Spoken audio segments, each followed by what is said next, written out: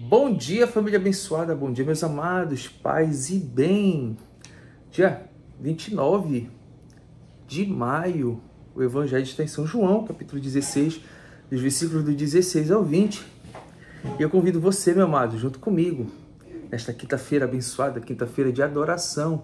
Você pode tirar 15 minutos do seu tempo e ir à casa do Pai, fazer uma adoração para Ele. É tão bom quando a gente tem essa proximidade com o Pai. É tão lindo, maravilhoso. Ele espera por nós. Ele está lá 24 horas sozinho, esperando por nós, esperando para ser amado. Amém? Vinde, Espírito Santo, enche os corações dos vossos fiéis e acendei neles o fogo do vosso amor. Enviai, Senhor, o teu Santo Espírito e tudo será criado e renovareis a face da terra. Oremos. Ó Deus, que instruíste os corações dos vossos fiéis com a luz do Espírito Santo, fazer que apreciemos retamente todas as coisas, segundo o mesmo Espírito, e gozemos sempre de sua consolação, por Cristo Senhor nosso. Amém. O pão da vida és tu, Jesus, o pão do céu, o caminho, a verdade, vias de amor, dom de Deus, nosso Redentor.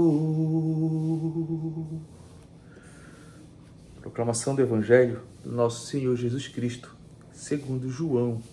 Glória a vós, Senhor.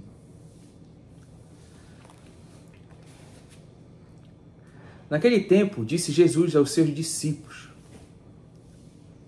pouco tempo ainda, e já não me vereis. E outra vez, pouco tempo, e me vereis de novo. Alguns dos seus discípulos disseram então entre si: o que significa o que ele nos está dizendo? Pouco tempo e não me vereis, e outra vez, pouco tempo e me vereis de novo. E eu vou para junto do Pai. Diziam, pois, o que significa esse pouco tempo?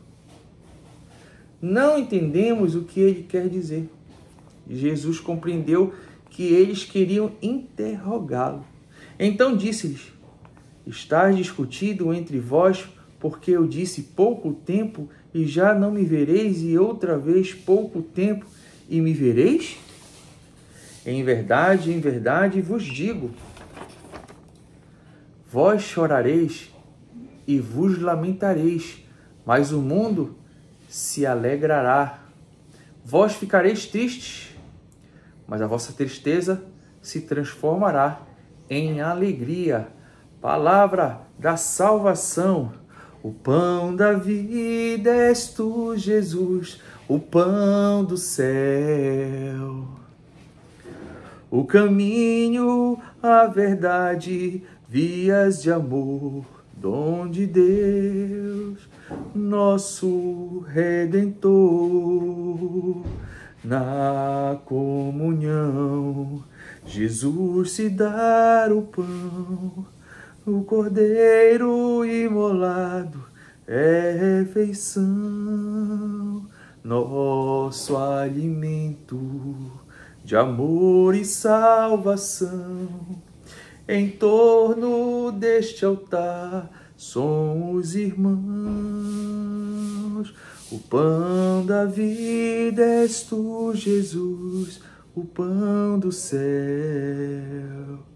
O caminho, a verdade, vias de amor, dom de Deus, nosso Redentor. O cristão não anestesia o sofrimento, mas é peregrino de esperança. O anúncio da morte de Jesus traz tristeza no nosso coração, mas também é fecundo por ser princípio da presença do ressuscitado. O Evangelho de hoje nos traz a convicção ao invés do desânimo. O Evangelho de hoje nos motiva a buscar novos horizontes. O anúncio da morte de hoje de Jesus traz a tristeza, sim, mas também traz alegria, porque nos traz o ressuscitado. Sim, sim, sim. A morte de Jesus significará a ausência, a tristeza, mas é morte fecunda, pois dará lugar à alegria, uma vez que será o princípio de uma presença nova, a presença do ressuscitado que age mediante o quê? Ao defensor, ao Paráclito, ao Espírito Santo. O que acontece com Jesus acontece com todos, para dar fruto. Nós somos esse grão de trigo que deve morrer. Todos nós devemos morrer. Nós somos esse grão de trigo que nós vamos nos transformar em alegria. Nós seremos o ressuscitado lá na frente. Deu para entender? É isso que Jesus está aí nos entregando. Nós seremos esse ressuscitado. Nós somos esse grão de trigo. Nós somos essa continuidade. Nós somos essa tristeza que vai se transformar em alegria. É isso que Jesus está nos entregando. É isso que nós temos que entender. Jesus deixa o Paráclito defensor.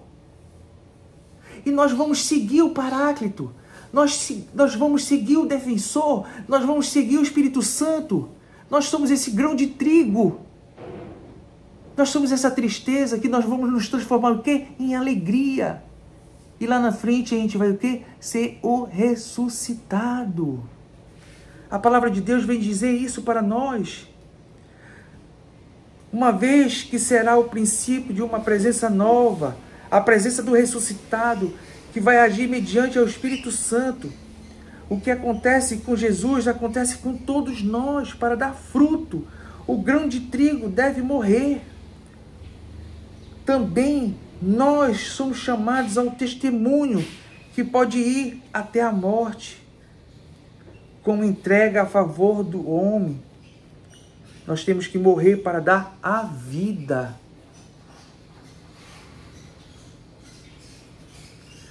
Que eu possa ter contribuído com o teu dia. Esse discurso é um discurso de despedida, né? Ele estava preparando nós, discípulos, que nós íamos ficar aqui para viver. Jesus vai nos moldando, nos preparando para o carinho.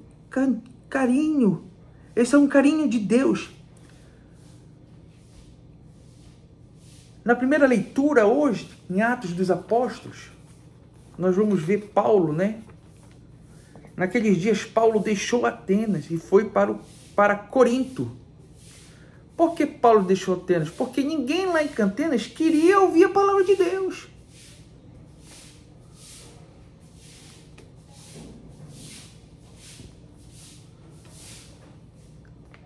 Não queria ouvir a palavra de Deus lá em Atenas. Por quê? E na nossa vida vai ser assim. Vai ter vezes que você vai estar falando da palavra de Deus e não vai querer ouvir. Então você não força. Força. Então foi o que Paulo fez. Saiu de Atenas, bateu as panelas, né? Tem aquela parte, bateu lá e picou a mula dele. Ele foi para Corinto, onde foi? E lá em Corinto o pessoal cedeu, botou a orelhinha e começou a ouvir. Aí encontrou um judeu chamado Áquila, natural do Porto. Áquila foi quem abriu lá, né, para Corinto, natural do Porto, que acabava de chegar na Itália, e sua esposa Priscila. Eles ajudaram muito Paulo, pois o imperador Cláudio tinha decretado que todos os judeus saíssem de Roma.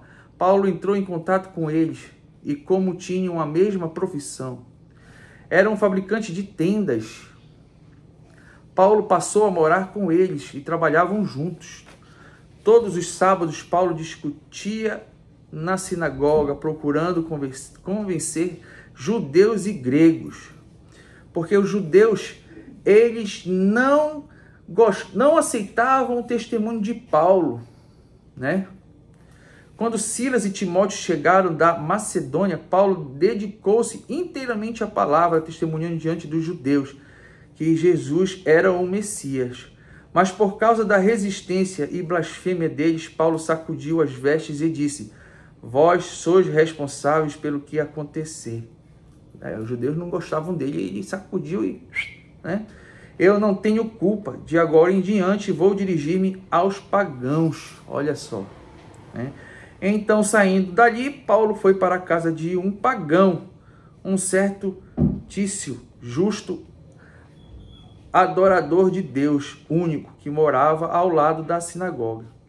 Crispo, o chefe da sinagoga, acreditou no Senhor com toda a sua família, e muitos em Coríntios que escutavam Paulo acreditavam e recebiam o batismo. Palavra do Senhor. Graças a Deus. Onde eu quero chegar, meus amados? Vai ter gente que não vai acreditar, vai ter gente que não vai acolher a palavra de Deus. Você tem que fazer que nem Paulo fez aqui. O que ele fez? Sacudiu aqui, ó. Sacudiu as vestes e disse: vós sois responsáveis pelo que acontecer. Eu não tenho culpa. De agora em diante vou dirigir-me aos pagãos. Vou procurar a minha galera. E é assim que nós temos que fazer. Não quer escutar a palavra de Deus? Vou procurar a minha galera. E é assim que nós temos que fazer. Não temos que forçar, não. Não adianta forçar. Quem não quer ouvir, não adianta. A gente tem que procurar a nossa galera, aquela que está preparada, aquela que está querendo. É isso que tem que ser feito. Tem gente que quer forçar. Quando a gente força, a gente traz porcaria para dentro da igreja. E é por isso que está cheio de porcaria dentro das igrejas. Porque a gente tem que procurar aquelas pessoas que querem ouvir a palavra de Deus. Aquelas pessoas que estão cheias do Espírito Santo, estão querendo Deus, estão querendo tudo. Não, às vezes a gente força. Aí a igreja fica cheia de porcaria. Amém? Que eu possa ter contribuído com o teu dia. Em nome do Pai, e do Filho, e do Espírito Santo. Amém.